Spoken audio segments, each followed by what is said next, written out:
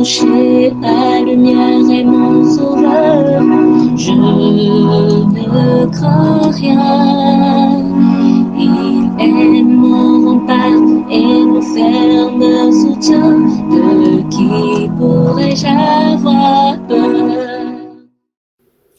Shalom. Nous avons aujourd'hui la croquette biblique numéro 346, tirée de Job au chapitre 41, verset 1. Il est écrit: Prendras-tu le crocodile à la meçon? Saisiras-tu sa langue avec une corde?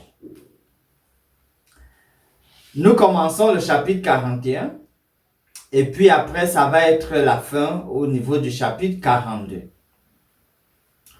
Essayons de mettre ce passage dans le flot de l'ensemble du livre. C'est-à-dire que tout au début du livre, Dieu dit que Job est juste et lui est fidèle. Et Satan demande l'autorisation de tester, d'éprouver Job. Dieu accepte. Une série de malheurs s'ensuit. Et puis, les amis de Job, quand ils viennent, ils le condamnent plutôt, soupçonnant des péchés secrets. Mais Job défend son innocence, mordicus. Il parle, et à un moment se demande même pourquoi Dieu peut avoir laissé des choses comme ça lui arriver.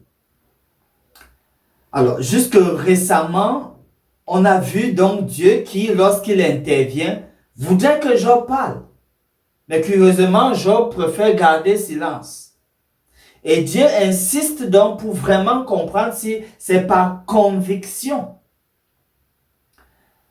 Ainsi, dans le passage qui a précédé ici, Dieu voulait que Job comprenne que malgré la douleur, il lui est possible de rester confiant en Dieu.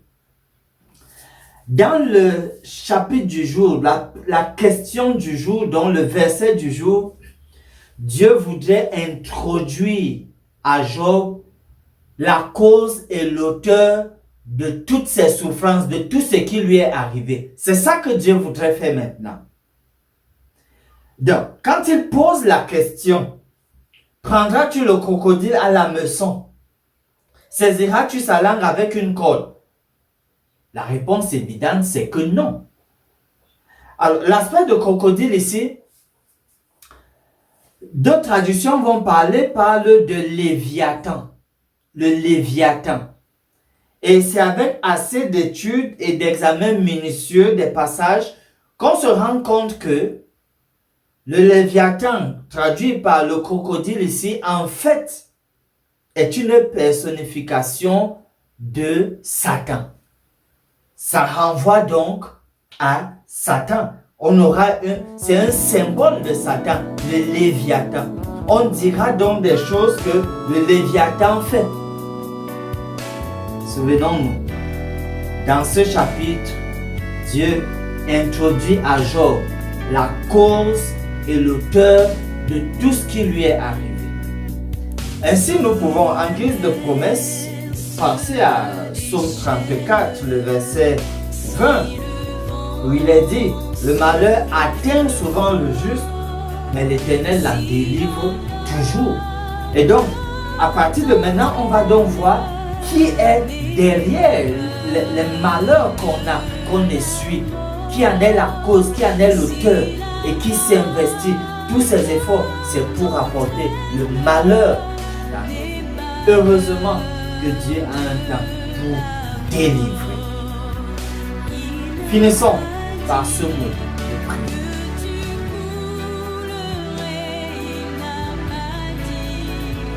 Notre Dieu et notre Père, nous croyons que nous bénéficions toujours de tes soins d'amour. Nous ne sommes pas toujours conscients d'un tel privilège.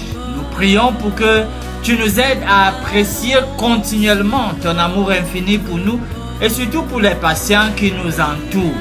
Béni soit ton nom, d'éternité en éternité. Accepte notre prière au nom de Jésus, notre Sauveur. Amen. Amen. espère en l'Éternel. Mon âme espère en l'Éternel. Qu'un chant s'élève au Dieu du ciel.